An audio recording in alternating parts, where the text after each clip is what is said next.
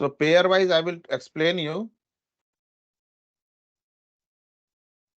later. अभी इसकी जरूरत नहीं है, मैं आपको खुद बताऊंगा. अब जो भी देखो टेस्ट टेक्निक हमने किया ना, जितने भी टेस्ट टेक्निक हमने किए, तो उसका यूज कहाँ है बेसिकली, कहाँ. देखो टेस्टिंग में हम जो भी कुछ कर रहे हैं, कुछ तो क्लासेस हमारे थ्योरेटिकल क्लास थे, चलो ठीक है, प्रोसेस समझ रहे थे. प्रोसेस आप प्रोजेक्ट करोगे इंडस्ट्री में तो आप उस प्रोसेस को फॉलो करोगे. जैसे आपको ऑफिस जाना है तो भाई 9:30 से ऑफिस है तो आप 9:28 9:25 तक कोशिश करते हो पहुंचने का. 6 बजे निकलना है, 6 बजे निकलते हो. बीच में आप भले कुछ काम ना करो, चाय के टपरे पे बैठ के दिन बिताओ या कुछ भी करो, लेकिन आपको ऑफिस तो जाना ही है, राइट. तो एक प्रोसेस है. तो प्रोसेस थ्योरी थ्योरेटिकल पार्ट होता है, लेकिन जो टेस्ट टेक्निक से चीजें जो हम कर रहे हैं, ये सारा कुछ इंप्लीमेंट होगा आपको ऑन द लाइव एप्लीकेशन पर. और कहाँ इंप्लीमेंट होगा? एप्लीकेशन पर. तो जैसे मैंने आपको एग्जांपल जिस जिस चीज का रेफरेंस लेके एग्जांपल दिया था, like edit boxes, drop down, range ज्यादा है, तो उन्हीं सब जगह पे, क्योंकि वही सारे कंट्रोल्स हैं आपके एप्लीकेशन के, राइट. तो जितने भी टेक्निक हमने पढ़ा है, उन सब का इम्प्लीमेंटेशन वहां पर होगा. And that is called the practical way of doing project. तो जैसे मैंने आपको बोला था कि मैं शुरुआत में आपको कोई बड़ा इंजेक्शन नहीं लगाऊंगा, छोटे छोटे, मैं 2-2 ml का, मतलब एक पेज का, 2 फील्ड का, 2 कंट्रोल का, मैं छोटे छोटे आपको एप्लीकेशंस दूंगा. उसके बाद ये 7-8-10 एप्लीकेशन ऐसे होंगे, फिर हम थोड़े बड़े एप्लीकेशन पे जाएंगे. बट वो एक अलग कहानी है, चलो ठीक है. लेकिन अब आता है कि भाई ये जो टेक्निक हमने सीखा है, इसको इम्प्लीमेंट कहाँ करें, कैसे करें. कैसे करें का तो हमें एक, कहाँ करें ये तो हमें पता है कि भाई चलो एप्लीकेशन के कंट्रोल पे है, एडिट बॉक्सेस है, सिनारियो है, ऑल द थिंग्स वहां पे हम करेंगे. लेकिन कैसे करें इसे? तो अब जैसे मान लो आप सामान खरीदने जाते हो मार्केट से. सपोज करो कि आपके घर में कोई फंक्शन, पूजा है या फंक्शन है. आपको जो भी पूजा करवा रहा है या जो फंक्शन करवा रहा है, उसने आपको 50 आइटम लाने के लिए बोला. अब ये 50 आइटम आप अपने दिमाग में नहीं लेके जा सकते हो. और ये डेली डेली आपके घर में पूजा नहीं होता कि अच्छा ये लेना है तो आपको याद है. 6 महीने 3 महीने पे कोई एक बार पूजा आप अपने घर में करवा रहे हो या कोई फंक्शन हो रहा है, तो आपको जो भी आइटम बोला, तो आप क्या करते हो, उसको ऑन पेपर पे नोट डाउन करते हो कि कोई भी आइटम मिस ना हो जाए, नहीं तो दोबारा से मुझे जाना पड़ेगा. सेम यहाँ पे भी जो पूजा था या जो फंक्शन आप था, उसे आप समझो कि that is nothing a requirement. वो आपके लिए रिक्वायरमेंट है. अब उसके लिए आप सामान, और जो आइटम 50 है क्वांटिटी, तो रिक्वायरमेंट भी मल्टीपल रिक्वायरमेंट होंगे. एक ही प्रोजेक्ट का मल्टीपल रिक्वायरमेंट होगा ना.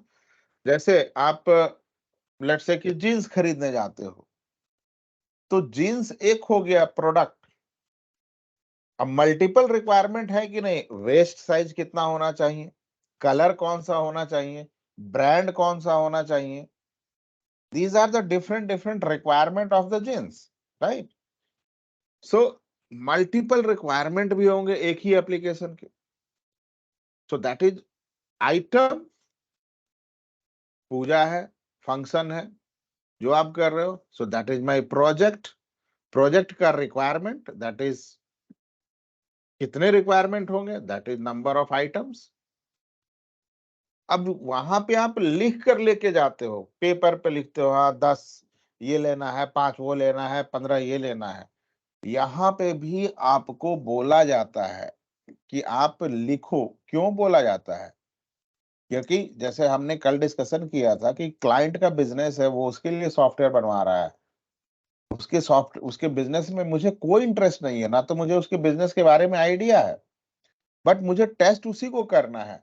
तो टेस्ट करने के लिए उसकी रिक्वायरमेंट को समझकर मुझे अपने चेक पॉइंट्स बनाने होंगे कि मुझे क्या-क्या चीज़ टेस्ट करना है।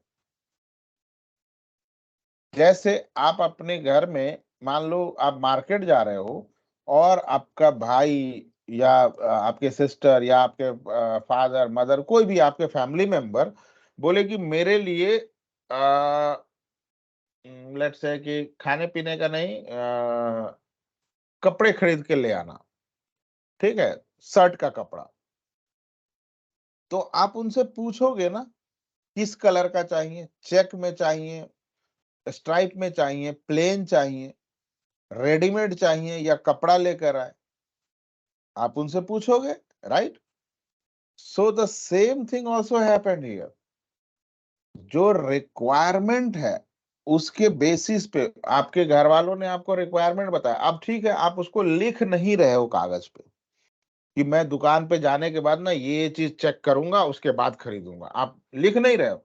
लेकिन जब किसी सॉफ्टवेयर को टेस्ट करते हैं, तो लोग बोलते हैं कि आप इसे लिखो because you can miss multiple things.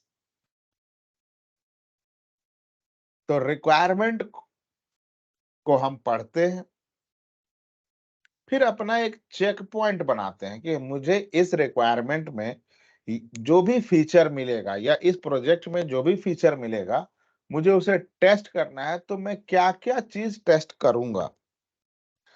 तो जो आप चेकलिस्ट बनाते हो basically, that is known as a test case. और इसी टेस्ट केस में हम अपना टेस्ट टेक्निक इम्प्लीमेंट करते हैं।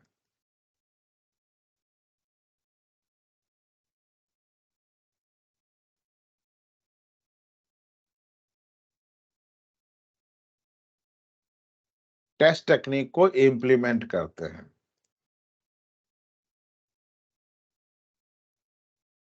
इसी टेस्ट केस अब रिक्वायरमेंट जो मिलेगा आपको ना देखो आप लोग काम करोगे अजाइल पे। अजाइल एक प्रोसेस है, जैसे मैं अपने पुराने बैच का अभी अजाइल में करवा रहा हूँ। सो वो एक प्रोसेस है। लेट मी शो यू कि अगर मैं आपको दिखा सकूँ उसका 1 सेकंड मुझे टाइम दो।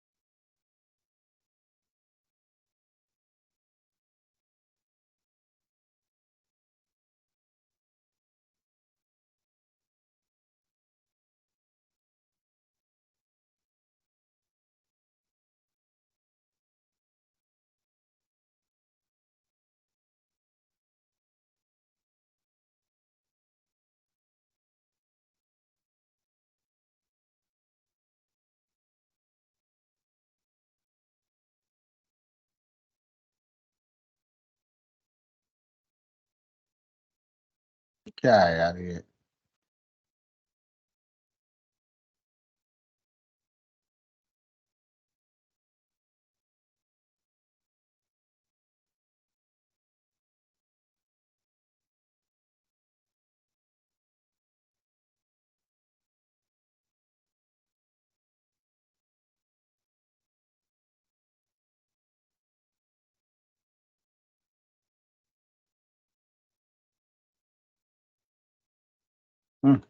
बैड यूजर नेम क्या है भाई?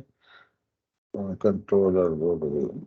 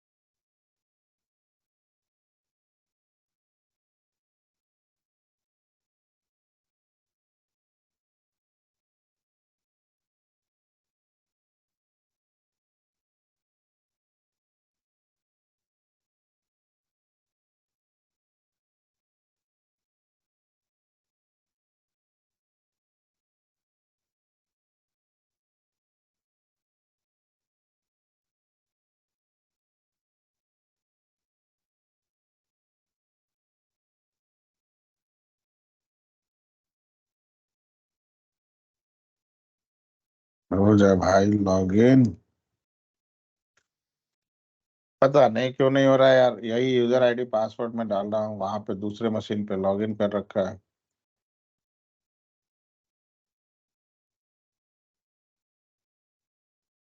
एक सेकेंड, एक बार और देख लेता हूँ मैं, रुक जाओ।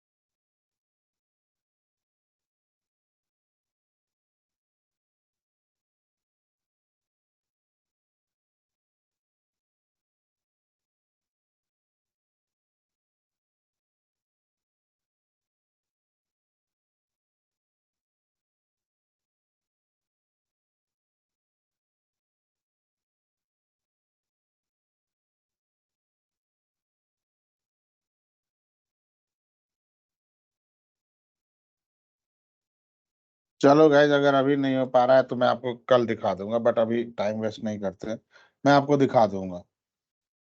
अभी मैंने अपने टीम को प्रोजेक्ट में ये किया है।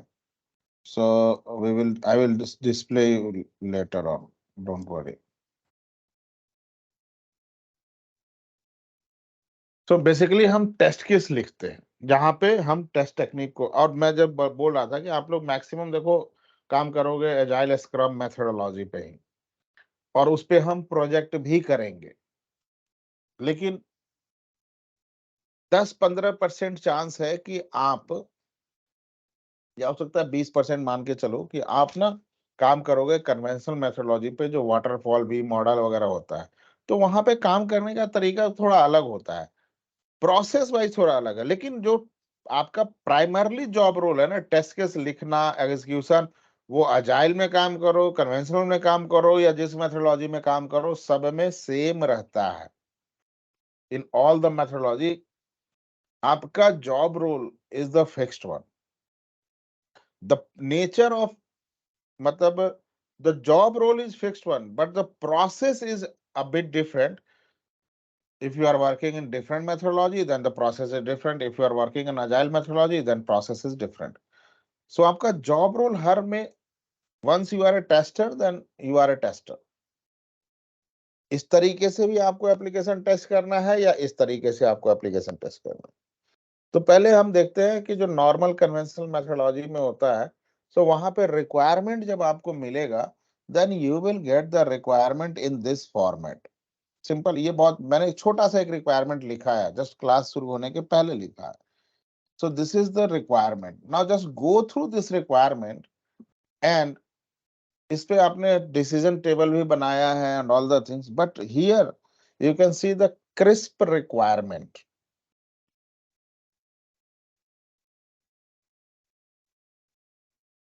एक लाइन छूट गया, for log in system will display username,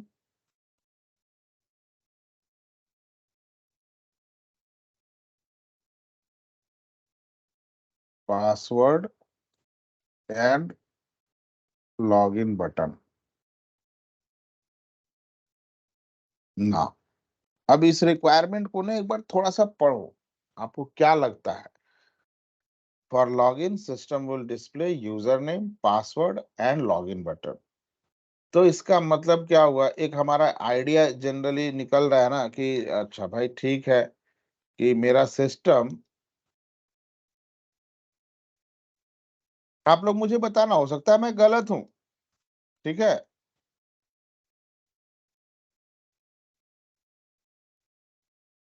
तो आप लोग मुझे बताना कि मैं सही जा रहा हूं कि नहीं, बेस्ड ऑन दिस रिक्वायरमेंट। ये बोल रहा है कि मेरा एक सिस्टम है जो लॉगिन पेज जब ओपन करेगा, user name, password and login button दिखेगा। पासवर्ड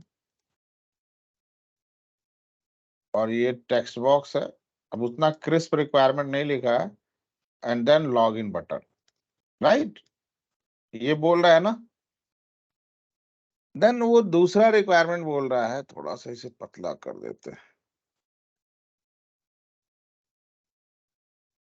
देन वो दूसरा रिक्वायरमेंट बोल रहा है कि user name will contain 5 to 10 character, कि ये जो है ये 5 to 10 कैरेक्टर लेगा।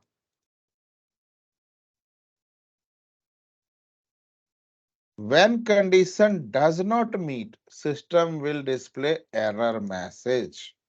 अगर ये 5 कैरेक्टर नहीं, 5 से कम ले रहा है, बोला है ना, when condition does not meet, अगर ये 5 से कम ले रहा है और या 10 से ज्यादा ले रहा है।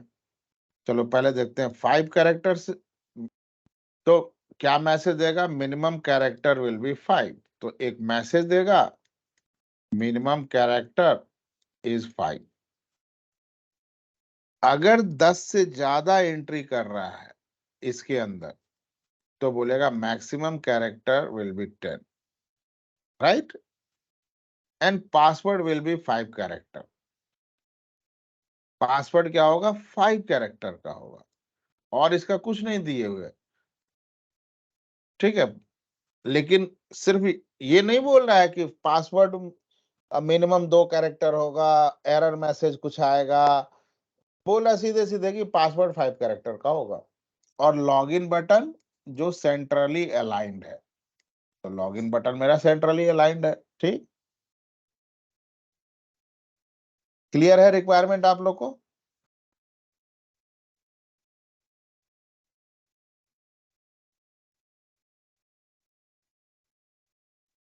नहीं बोलेगा कोई?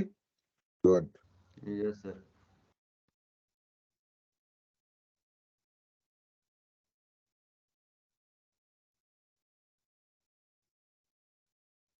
तो इसको अब टेस्ट करने के लिए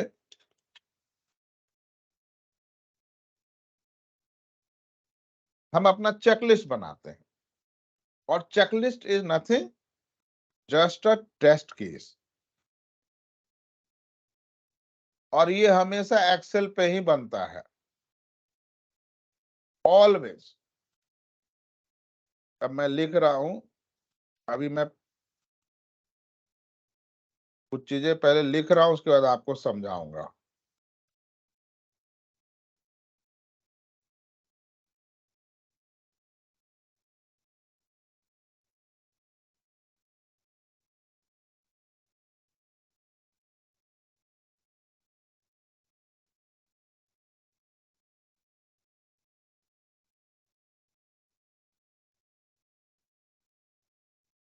और इसको बहुत ध्यान से समझना, अगले 8 7 6 7 साल तक आपको टेस्ट केस लिखना है। तो टेस्टर के लिए टेस्ट केस इतना इंपॉर्टेंट होता है कि अगर आपको टेस्ट केस लिखने नहीं आ रहा है ना, तो आप ये समझो वैसे उतना ही इंपॉर्टेंट आप ऐसे समझो कि जैसे डॉक्टर को स्टेथोस्कोप चलाने नहीं आता। वो देखते हो ना, जो कान में हेडफोन लगा के घूमते रहता है डॉक्टर हमेशा, अगर उसे ठीक से अपने आईपॉड या मोबाइल में लगाने नहीं आता, तो वो बेकार है, फिर डॉक्टर नहीं है वो। तो टेस्ट केस भी वही चीज है टेस्टर के लिए, आपको ये बहुत अच्छे से आना चाहिए लिखने के लिए। अच्छा, ये ऐसा भी नहीं कि बहुत कॉम्प्लेक्स है गाइस, ऐसा बिल्कुल ही नहीं है कि ये बहुत कॉम्प्लेक्स है। ये इतना इजी है, टेस्ट केस इतना इजी है कि आप गलती करोगे, 95% टाइम आप गलती करोगे, इतना इजी है ये। और गलती आप क्यों करते हो? ये आप नहीं, मैं भी करता हूं। Just the reason is we are enough mature, हम मैच्योर हो चुके हैं, तो हमें ये सारी चीजें लगती है ना, यार ये ना ना ये ठीक ऐसे नहीं, ऐसे चल रहा है, वो चीजें हम स्किप कर देते हैं ना। मैं लिख के आपको दिखाता हूं।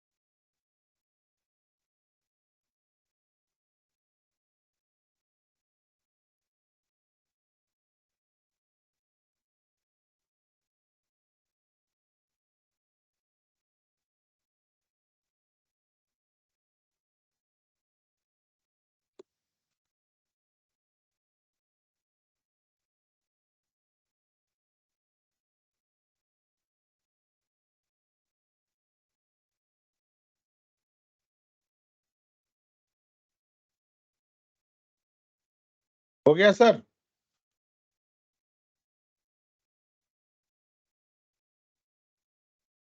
मैं क्या टेस्ट करने जा रहा था? User name should not accept less than 5 character input.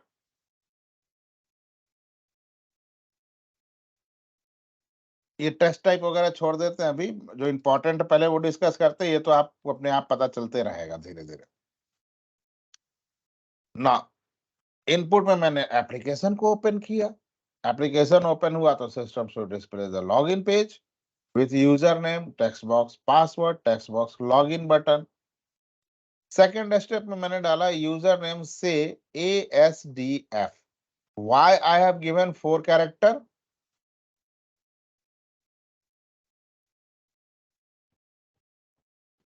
Come on sir, नहीं बोलोगे तो क्लास मैं भी बंद कर देता हूँ। सर शुड नॉट मुझे भी एक्सेप्ट ठंड लेस लग देन रही है। 5 कैरेक्टर के लिए।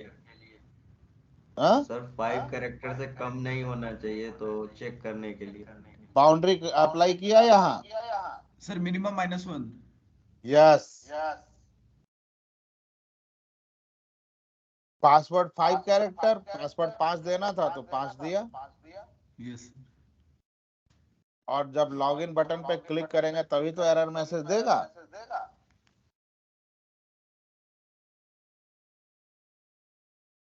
राइट। सो अब म्यूट कर लो सर, आप आवाज इको हो रहा है। So now system should display the error message. Error message आ गया 5। ऑब्जेक्टिव अचीव हो गया मेरा। Should not accept less than 5 character input. नहीं एक्सेप्ट किया ना, एरर मैसेज दे दिया तो। So this is called checklist preparation और द टेस्ट केस। ये टेम्पलेट ही टेस्ट केस का टेम्पलेट है। और आप किसी भी कंपनी में जाओ, टेस्ट केस आपको सबसे पहले एक्सेल पे ही लिखना होता है। इवन बहुत सारी कंपनी बोलती है कि पहले क्या, आखिरी तक भी एक्सेल पे ही लिखो। वो कोई टूल यूज नहीं करते टेस्ट केस लिखने के लिए। कुछ कंपनी बोलती है कि चलो हम एक टूल ले लेते हैं, परचेज करते हैं, जीरा, क्वालिटी सेंटर, 2000 पेड टूल। लेकिन आप डायरेक्ट टूल पे नहीं लिखते टेस्ट केस, तब भी आप पहले एक्सेल पे ही लिखते हो और आपके टेस्ट केस को रिव्यू किया जाता है। अभी मैं जो बोल रहा हूं बस आप सुनो, ये काम हम करेंगे, आपको आपको आप खुद ब खुद पता चलेगा यार ये तो परेशान कर दिया है। तो आपके टेस्ट केस को रिव्यू किया जाएगा। रिव्यू के बाद देखा जाएगा कि हाँ सब कुछ सही है, तब हम बोलते हैं चलो उस टूल में इसको डाल दो।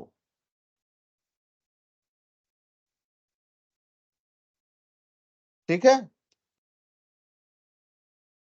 अब इस टेस्ट केस के बारे में थोड़ा सा देखते हैं। बहुत ध्यान से ऑब्जर्व करना। टेस्ट केस लिखना एक आर्ट है।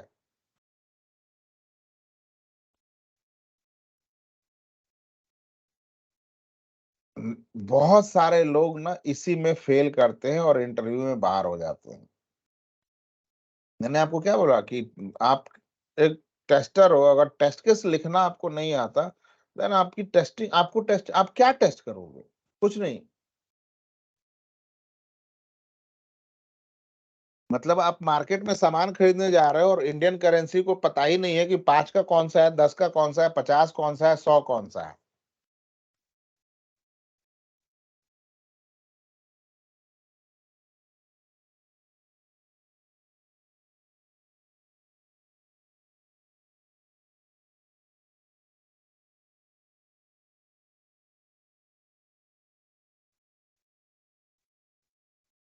टेस्ट केस लिखने का पहला थंब रूल, कभी भी टेस्ट ऑब्जेक्टिव आपका स्टार्ट होगा तो वो वेरीफाई,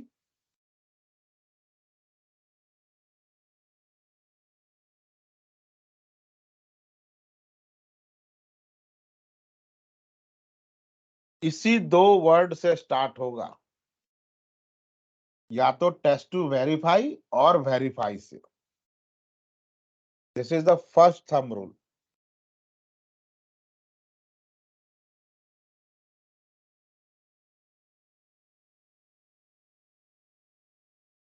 मैं लिखते भी जा रहा हूं आप लोग के लिए।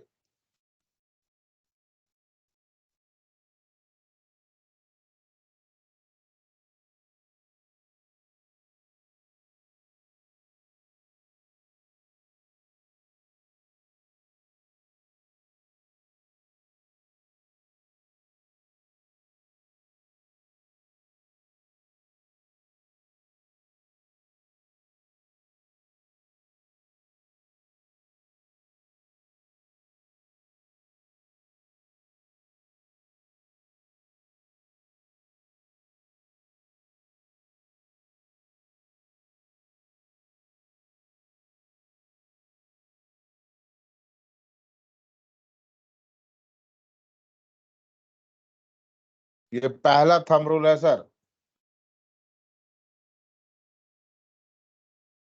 दूसरा थंब रूल, टेस्ट ऑब्जेक्टिव में ऑलवेज शुड वर्ड आएगा।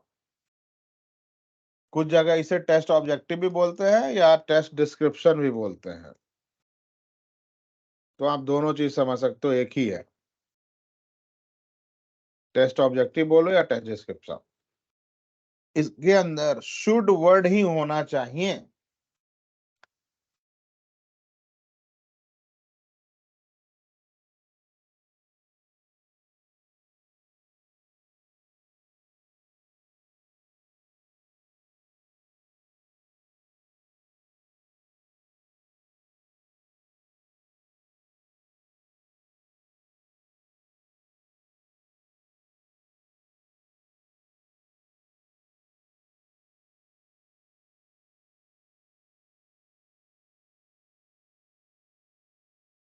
एकदम आप ये समझ लो सर, अगर विल, कैन, शैल, माइट ये सब आ रहा है, गलत है, 100% गलत है।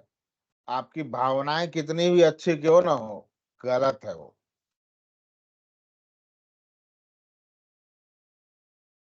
ये दूसरा थंब रूल है। Then third thumb rule, test objective, एक ऑब्जेक्टिव कभी भी रिपीट नहीं हो सकता है। टेस्ट ऑब्जेक्टिव कभी भी रिपीट नहीं होगा।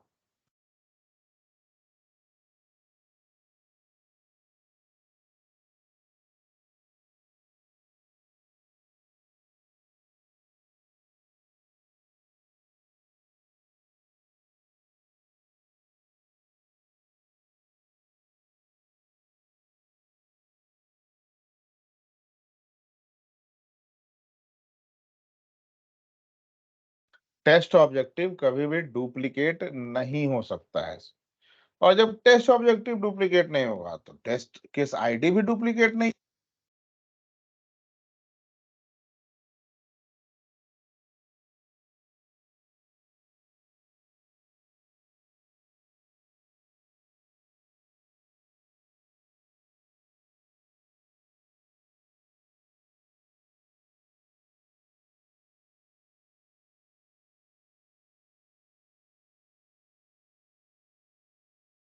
टेस्ट केस आईडी भी डुप्लीकेट नहीं होगा। ठीक है, ये सारा थंब रूल है, आपके दिमाग में ये फिक्स होना चाहिए। आप लोग सब एक्सपीरियंस पर्सन की तरह जाओगे तो ये सारी चीजें ना वोमिटिंग करना है आपको, पूछने पे नहीं, वोमिटिंग करना है आप। देन प्री कंडीशन के लिए दो चीज है।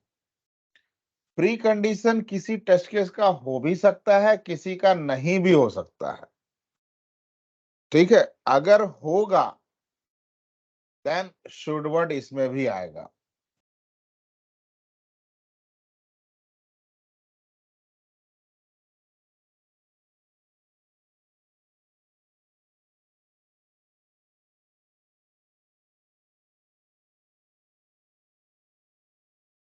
क्या लिखे इसको, प्री कंडीशन में और मे नॉट।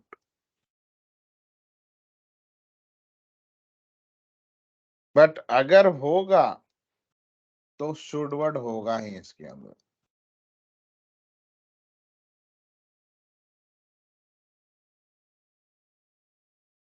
अब प्री कंडीशन क्या है, सिंपल सी चीज है भाई।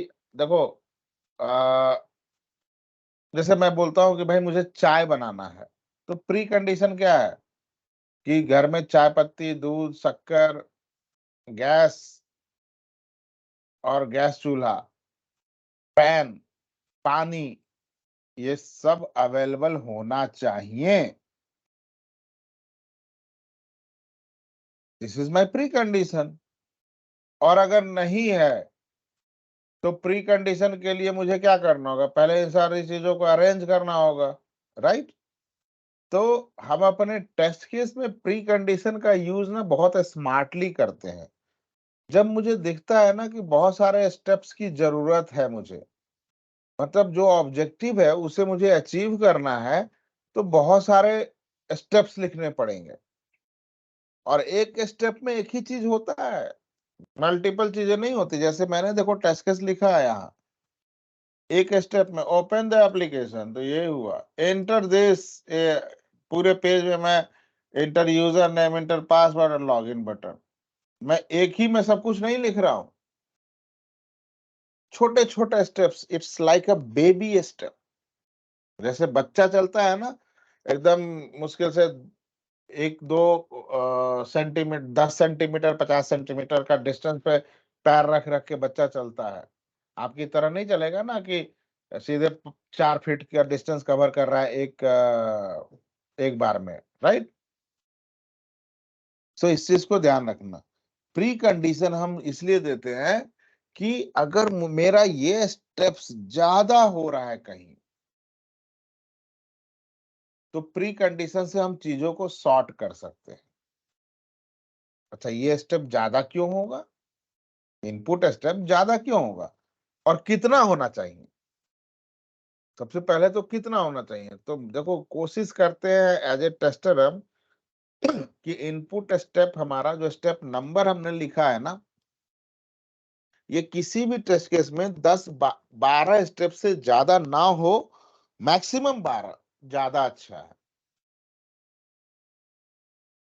वो ज्यादा अच्छा है। और अगर कुछ जगह तो ये भी है कि अगर आप 12 से 15 से 15 तक एक्सट्रीम चले गया, उससे ज्यादा हो रहा है, तो अपने ऑब्जेक्टिव को ब्रेक करो, 2 टेस्ट केस बना दो। क्यों? क्योंकि 12-15 स्टेप होगा ना, तो आप खुद ही भूल जाओगे कि भाई मैं टेस्ट कर क्या रहा हूं। आप इसको सिर्फ ध्यान रखे हुए, ये आपके दिमाग से निकल जाता है। सीधे साइकोलॉजिकल थे, इसलिए कोशिश करते हैं कि मैक्सिमम 12 रखो। 15 चला गया तो एक्सट्रीम है, लेकिन 15 से ऊपर जा रहा है ना, तो अपनी ऑब्जेक्टिव को ब्रेक कर दो भाई, 2 टेस्ट केस बना दो। ठीक है, तो प्री कंडीशन बेसिकली हम ना अपने स्टेप्स को कम करने के लिए यूज करते हैं। अब यहाँ पे मैंने सिर्फ लिखने के लिए लिखा है कि चलो एप्लीकेशन शुड बी अप है। अप का मतलब ये यूपी नहीं है, अप का मतलब कि एप्लीकेशन रनिंग है। रनिंग कहाँ पे है? एसआईटी इन्वायरमेंट में, running on the SIT environment. मैं आप लोगों को अपने एसआईटी इन्वायरमेंट का एक वीडियो शेयर करूंगा, जस्ट वॉच दैट वीडियो, आपको क्लियर हो जाएगा। वो जानना बहुत जरूरी है। सो एप्लीकेशन शुड बी अप, ठीक है, मैंने बस लिखने के लिए लिखा है। हालांकि ये प्री कंडीशन आप सारे, आप XYZ किसी भी वेब एप्लीकेशन पे काम करो, आप सब में इस प्री कंडीशन को ऐड कर सकते हो। अगर आप चाहते हो कि यार मुझे हर प्री कंडीशन में कुछ ना कुछ लिखने का मन ही कर रहा है, तो आप इसको ऐड कर सकते हो। ये कह लो कि ऑक्सीजन है, वो जानवर भी लेता है, इंसान भी लेता है, हर कोई लेता है। पानी में रहने वाला मछली भी लेता है, मगरमच्छ भी लेता है। सो दिस इज, आप इसको एप्लीकेशन शुड भी आप हर टेस्ट केस में डाल सकते हो। अच्छा, इसका और कैसे यूज करें स्मार्टली? जस्ट एज्यूम कि आप मान लो कि फ्लिपकार्ट को टेस्ट करने जा रहे हो, जस्ट एज्यूम दैट, ओके।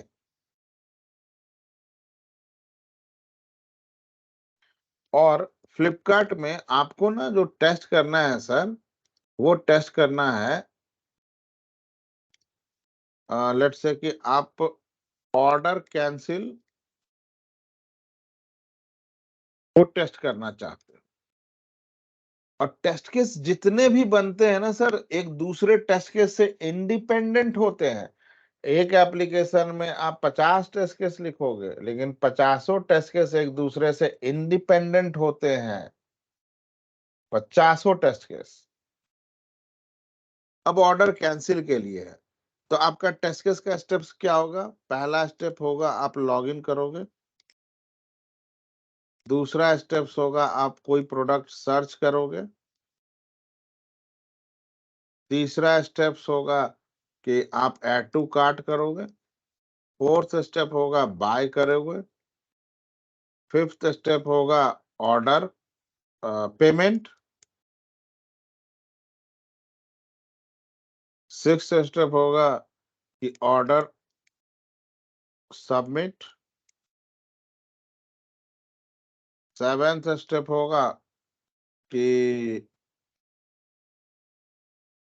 हाँ, कहाँ चला गया कर्सर?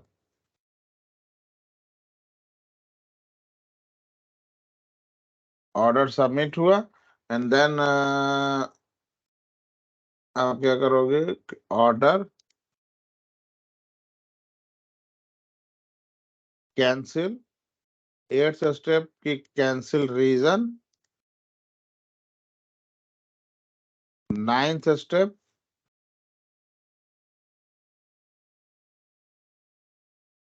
Log out, submit.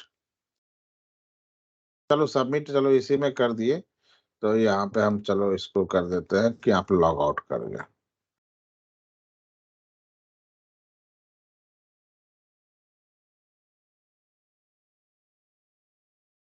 दस स्टेप होंगे ना सर आपके? अब इसको देखो स्मार्टली हम प्री कंडीशन से कैसे मिनिमाइज कर देते हैं और कितना स्टेप। अगर मैं प्री कंडीशन में यहाँ पे लिख दूं,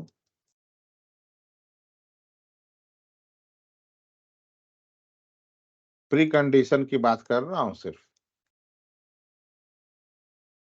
यूजर इज ऑन,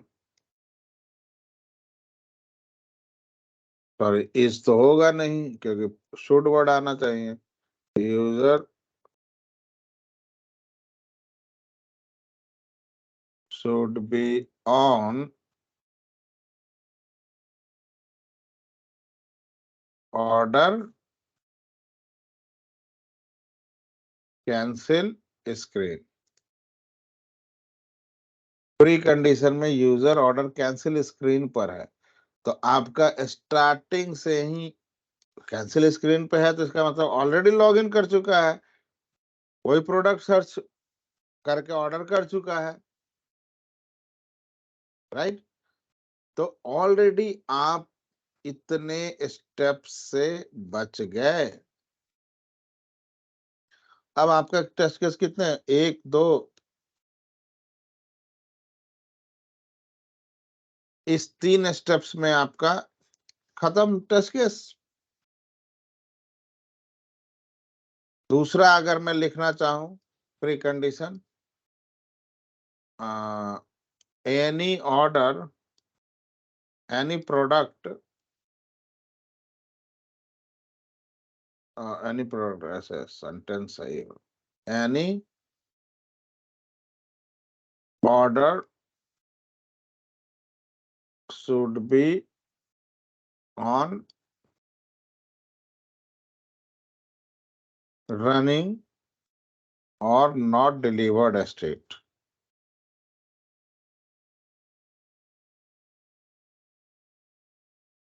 ये पहला प्री कंडीशन, दूसरा लिख रहा हूं, इसी का दूसरा लिख रहा हूं, user should be on order screen. ठीक है, अब ये लो भाई, कैंसिल स्क्रीन पे नहीं, आप ऑर्डर स्क्रीन पे हो, चलो यहां से है ऑर्डर सबमिट हो गया, ठीक है, एक स्टेप बढ़ा, 4 स्टेप में खत्म हो गया ना।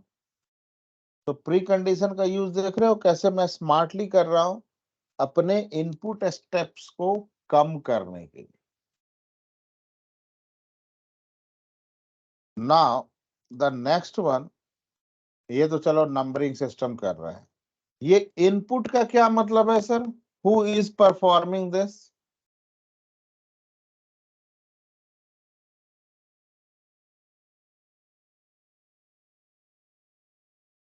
Input always, always test case में रिमेंबर, इनपुट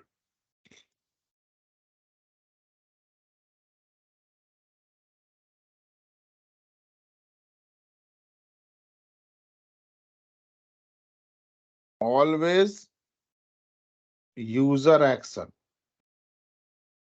एक्शन और एक्टिविटी, इसमें सिस्टम की एक्टिविटी को बिल्कुल भी कैप्चर नहीं करते हैं, सिर्फ और सिर्फ यूजर के एक्शन, यूजर की एक्टिविटी को हम कैप्चर करते हैं। आप पूरे टेस्ट केस में देखो, open the application, who is opening the application, user, enter user name, who is entering, user, enter password, who is entering the password, user, click on login button, who is clicking on the login button, user, right? So input में always user के action को capture करते हैं।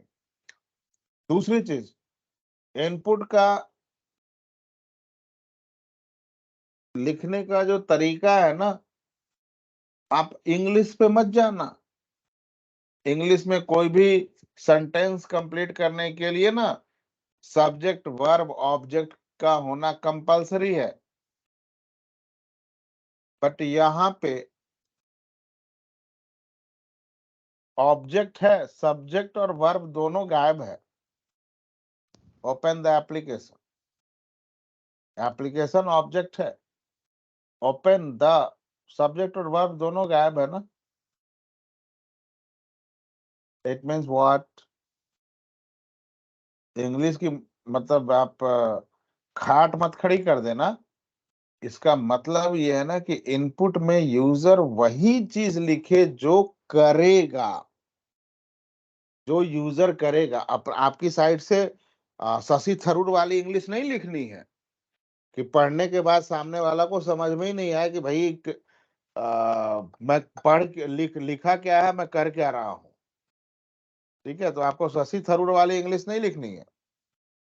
सिर्फ इतना simple होना चाहिए आपका टेस्ट केस, इतना सिंपल होना चाहिए कि आप ये सोच लो कि आपको ना टेस्टिंग बिल्कुल नहीं आता।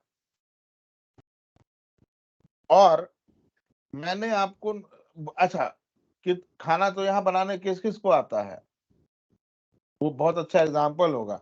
जैसे रेसिपी बुक आप देखते हो, रेसिपी बुक में लिखा होता है ना, ये इतना ml डालना है, ये इतना की 100 ग्राम डालना है, या ये 200 ग्राम डालना है, कितने देर तक आप फ्राई करो, कितने देर तक आप बॉयल करो, ईच एंड एवरी स्टेप्स दिया होता है ना। कितना सिंपल लैंग्वेज में दिया रहता है। जिसे खाना नहीं भी बनाना आता हो, ठीक है, मतलब नहीं तो ऐसा तो मत बोलो कि एकदम ही चाय बनाने बोले तो वो अंडे बॉयल करके बोल रहा है कि यही चाय है, वैसा भी नहीं। मतलब हाँ, थोड़ा बहुत जिसे आता हो तो वो रेसिपी बुक से पढ़ के बना सकता है, राइट और रॉन्ग। सो टेस्ट केस आपका इतना सिंपल होना चाहिए, स्टेप्स, इनपुट स्टेप्स इतना सिंपल होना चाहिए कि मुझे इंग्लिश आती है और आपने मुझे दिया कि ठीक, मैं बोल रहा हूं कि मुझे लॉगिन करना है सिस्टम में या रजिस्ट्रेशन करना है, तो आपने मुझे अपने टेस्ट केस को दे दिए, बोले कि इसमें जो इंग्लिश लिखा है ना इनपुट वाला, वो चीज करते जाओ। ये है तुम्हारा ऑब्जेक्टिव कि how to verify that user should able to register, और ये है स्टेप्स, इसको करते जाओ पढ़ पढ़ के, तुम रजिस्टर्ड कर जाओगे अपने आप। मुझे जीमेल चलाना नहीं आता, फेसबुक चलाना नहीं आता, और आपने मुझे टेस्ट केस उसका दिया, उसको पढ़ के वही काम एप्लीकेशन पे करके मैं रजिस्टर कर गया। इतना सिंपल होना चाहिए। ठीक, now the next one is the expected result. Expected result is always decided by the system requirement, sorry, expected result जो है आपका हमेशा आता है रिक्वायरमेंट से।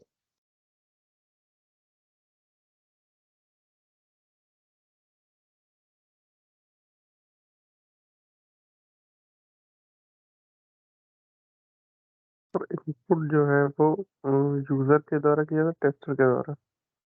सॉरी, इनपुट जो है वो यूजर के द्वारा किया जाएगा कि टेस्टर के द्वारा? अब भाई यूजर और टेस्टर अलग अलग थोड़े ना है। आप यूजर हो, आप टेस्टर हो, आपका जॉब रोल टेस्टर है। Yes sir. मार्केट में प्रोडक्ट लॉन्च होने के पहले टेस्ट करोगे ना आप, कि लॉन्च करने के बाद टेस्ट करोगे?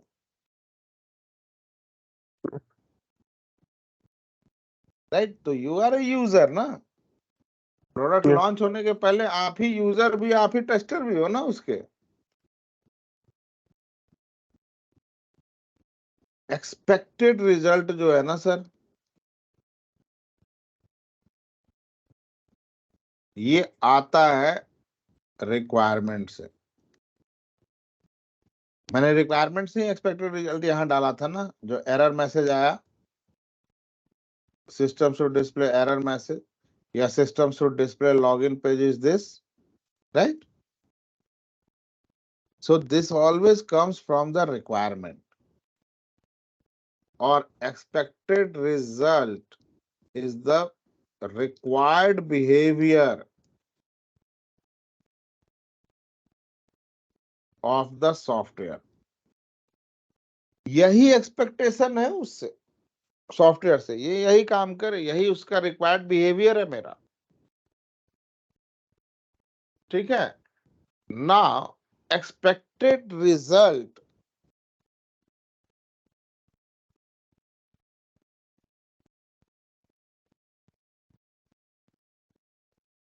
always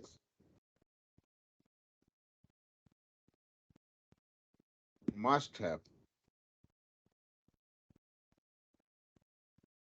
always should word,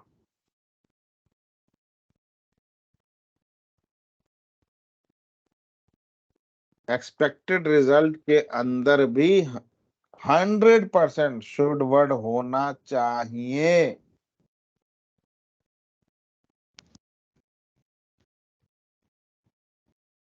clear है?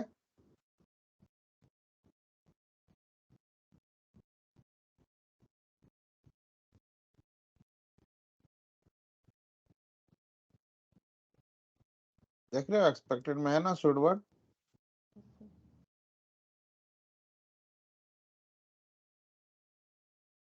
अब क्या होता है ना कि जब तक आप,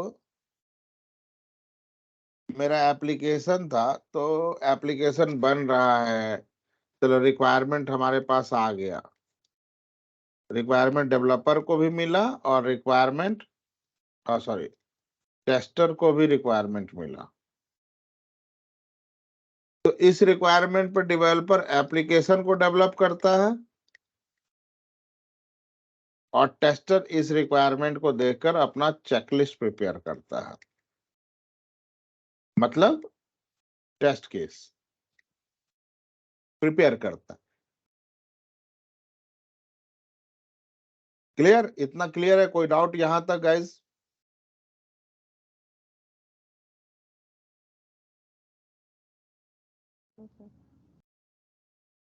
एनी डाउट?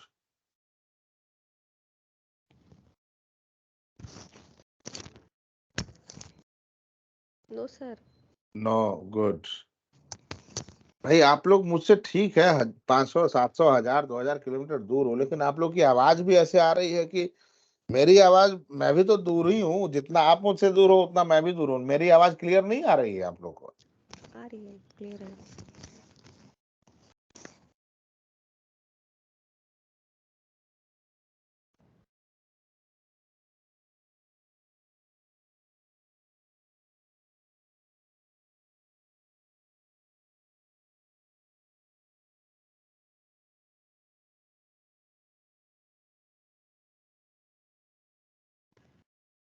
इसने लॉगिन पेज डेवलप कर दिया, आपने लॉगिन पेज का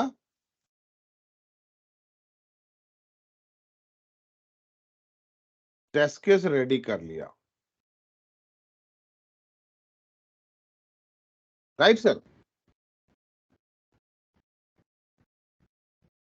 अब मैं आपको ना, मैं डेवलपर हूं, आप टेस्टर हो, और अभी के लिए मान लो कि मैं ही डेवलपर हूं, मैं ही टेस्टर, मतलब I am two people, two person. मैंने ही एप्लीकेशन डेवलप किया, मैं ही टेस्ट कर रहा हूँ, एज ए डेवलपर डेवलप किया और ये टेस्टर में टेस्ट कर रहा हूँ। तो मेरे पास चलो सर टेस्ट केस भी रेडी है,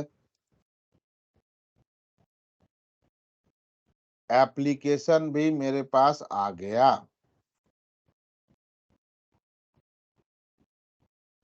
ये एप्लीकेशन आ गया।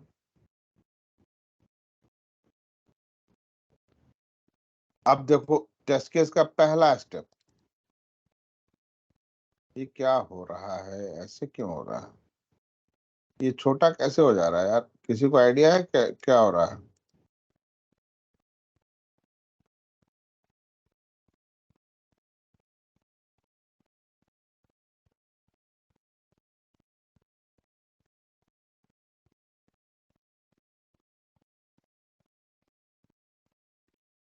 ओके, ये मैं 2 दिन से परेशान था यार इससे। शिट।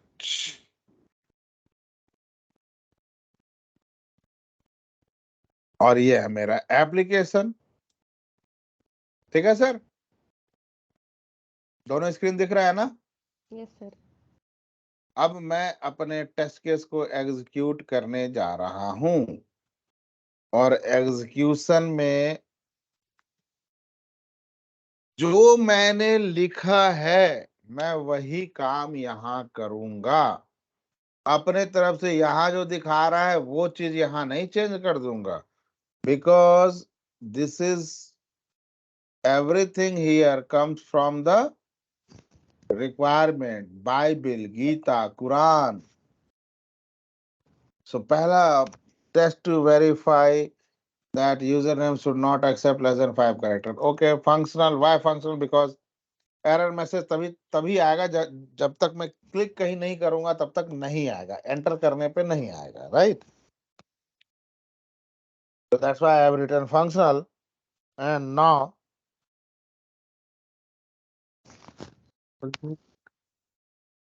ओपन द एप्लीकेशन, मैंने ओपन किया एप्लीकेशन को यहाँ पे, ठीक है। और system show display log in page with user name text box, ठीक है, पासवर्ड टेक्स्ट बॉक्स, ठीक है, log in button, okay. Actual में मुझे यही मिला, यस सर। तो मैं लिखता हूँ as expected.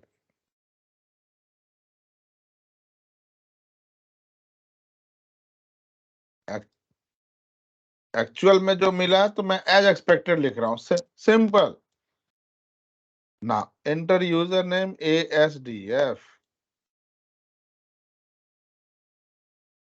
Enter password ASDFG,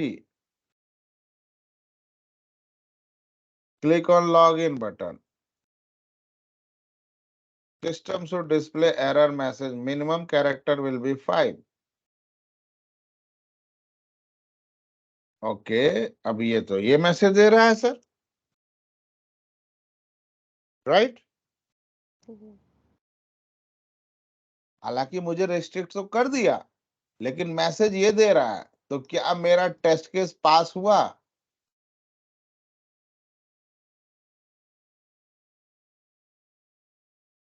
नहीं हुआ। तो मैं यहां लिखता हूं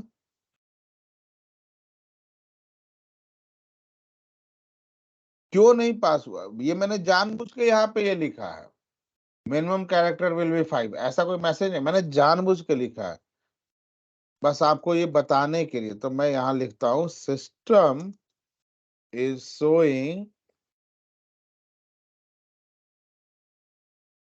डिफरेंट मैसेज,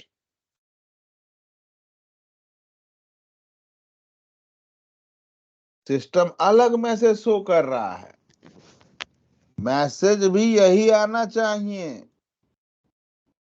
क्यों ये आना चाहिए? क्योंकि ये मैसेज जो यहाँ पे, ये मैसेज आना चाहिए।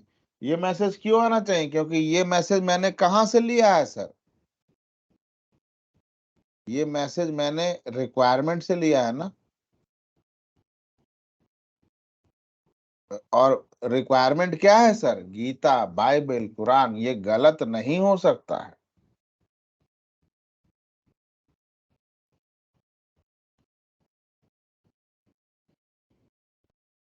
क्लियर है सर अभी?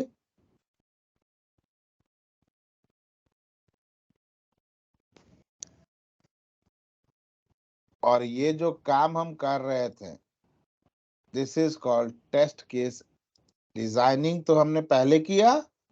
अब जो एक्चुअल के अंदर हम लिख रहे थे, this is called test case execution.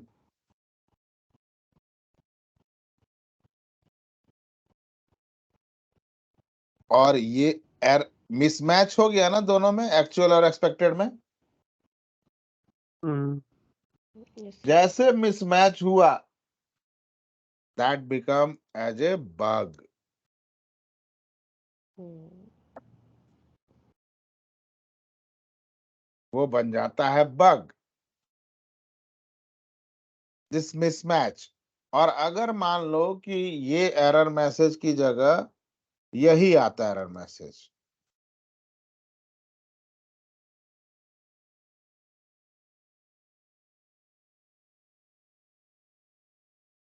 तो मैं यहाँ एज एक्सपेक्टेड लिखता Yes, sir. yes,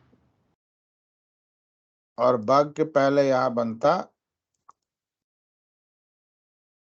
test result,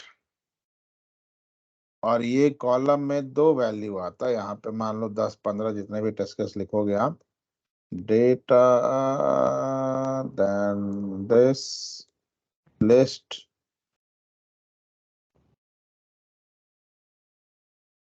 पास, फेल्ड नहीं लिखते हैं, सॉरी फेल्ड लिखते हैं, पास नहीं लिखते हैं। NA not applicable. पास लिखने का मतलब हो गया कि टेस्ट केस निकल गए ऊपर यमराज के पास, ठीक है। तो पास्ट आप भी मत लिख देना कहीं पे। ये पास हो गया, अब इसको थोड़ा सा और मॉडिफाई कर देते हैं। अगर ये सब आप करोगे तो तुरंत छा जाओगे इंडस्ट्री में। पास, एक्सेल आता है ना आप लोग को थोड़ा बहुत?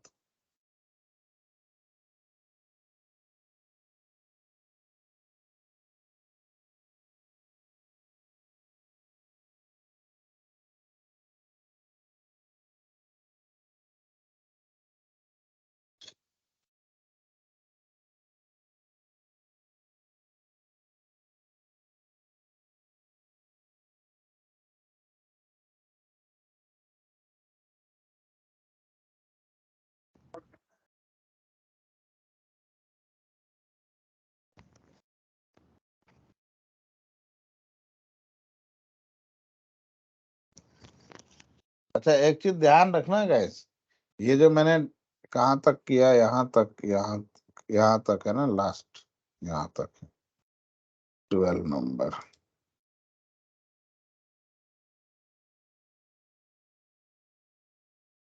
एक चीज ध्यान रखना सर, जैसे ये पास हो गया तो मैं पास कर रहा हूँ।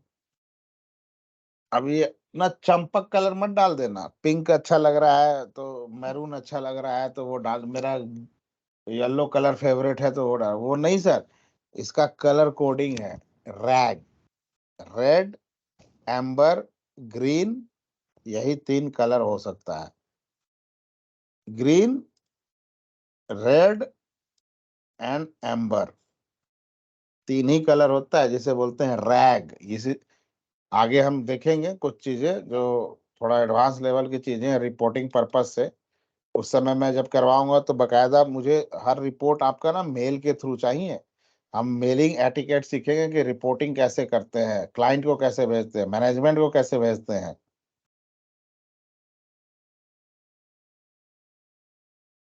और एनए का कोई भी कलर नहीं है, देख रहे हो? एनए मतलब नॉट एप्लीकेबल।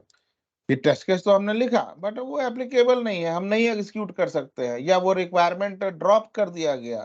वो आगे देखेंगे ये सारी चीजें, ठीक है ना। अब मान लेते हैं कि ये मैसेज नहीं आया, मेरा पुराना वाला मैसेज ही आया। क्या था मैसेज यार, वो कहाँ गया वर्ड?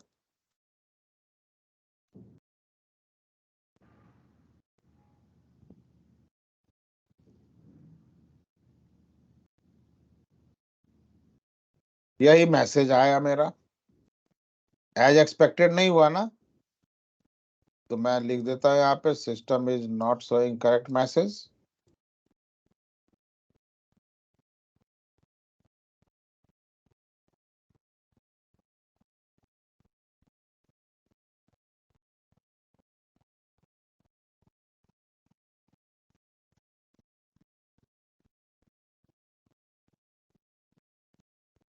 राइट।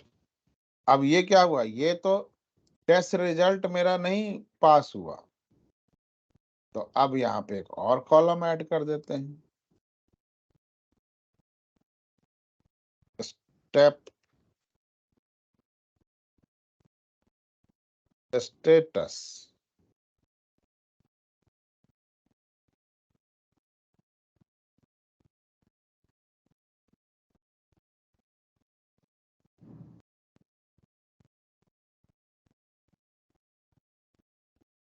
स्टेप स्टेटस ये मेरा पास और ये हो गया फेल। तो टेस्ट केस क्या होगा, पास होगा कि फेल होगा? हाँ हाँ, पास।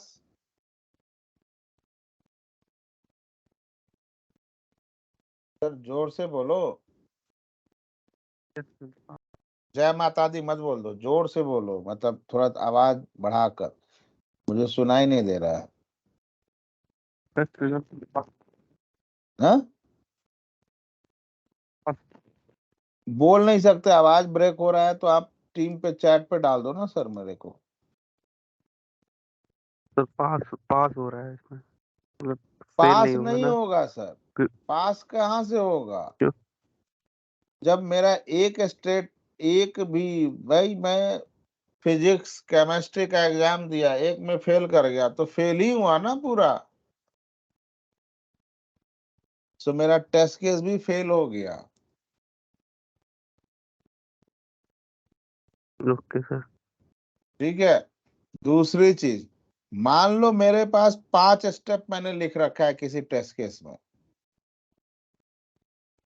5 स्टेप में मेरा दूसरा वाला स्टेप फेल कर गया, तो मैं अपने टेस्ट केस को, तीसरे वाले को, स्टेप्स को एग्जीक्यूट ही नहीं करूंगा, उस टेस्ट केस का तीसरा स्टेप्स नहीं एग्जीक्यूट करूंगा, नेक्स्ट टेस्ट केस पे मूव कर जाऊंगा। ठीक है। और जब ये फेल हो गया तो हम एक बग रेज करेंगे, और यहां पे स्टार्ट होता है हमारा बग लाइफ साइकिल।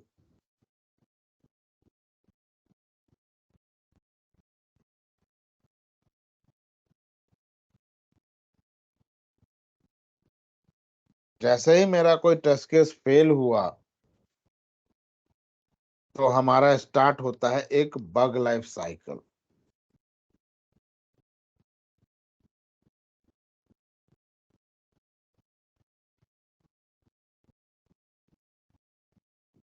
लेकिन बग लाइफ साइकिल के पहले कुछ चीजें हम पढ़ेंगे, अभी मैं रैप अप करूंगा, डोंट वरी, अभी मैं आपका टाइम नहीं लूंगा ज्यादा।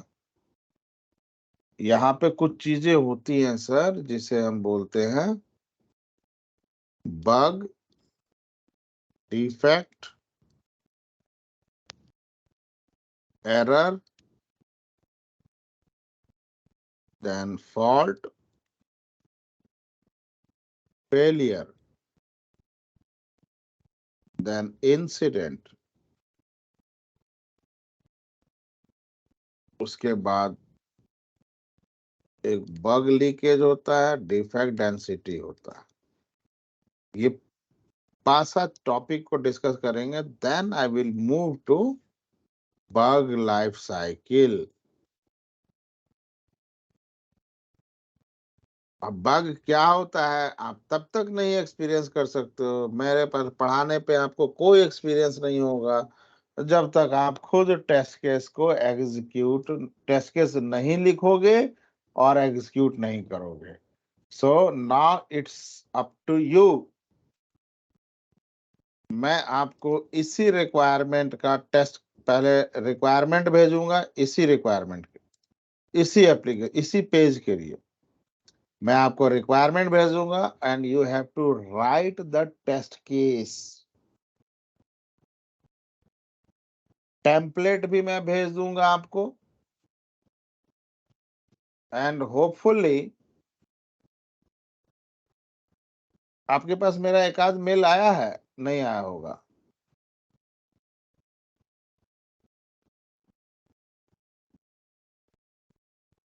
पता नहीं मैं, चलो आप लोग बोलते ही नहीं हो तो क्या बोले। सर कोई मेल नहीं है आपका। ओके, सो अभी मैं आपको इसी रिक्वायरमेंट का, इसी लॉगिन पेज का एक टेस्ट रिक्वायरमेंट भेजूंगा। ये पेज मैं आपको नहीं दूंगा अभी। Hmm, then you have to write the test case for this, और बहुत छोटा सा है। इस पे हमने अपना प्रैक्टिकल भी, डिसीजन टेबल भी किया है, एंड आज मैंने टेस्ट केस लिख के भी दिखाया। टेम्पलेट में आपको भेज दूंगा, टेस्ट केस का टेम्पलेट में भेज दूंगा। बहुत सारे अभी टेम्पलेट्स हैं, वो अब मैं सब शेयर करूंगा गूगल ड्राइव पर आपको, ठीक है। ठीक है। देन कल के क्लास में आपका टेस्ट केस मेरे को रेडी चाहिए। आप रात भर जाके करो, या सुबह में 5 बजे उठ के करो, या अपना टाइम कैसे भी निकाल के करो। जैसे मैंने आप लोग को पहले बोला था ना कि मुझे आपके ना शुरुआत के 5-6 क्लास में कोई टाइम नहीं चाहिए, लेकिन जब हमारा प्रोजेक्ट स्टार्ट होगा ना तो मुझे आपका 1 आवर टाइम चाहिए, नहीं तो हम कोई मतलब नहीं है फिर। लेट मी स्टॉप रिकॉर्डिंग, ये भी चला जाता है रिकॉर्डिंग में।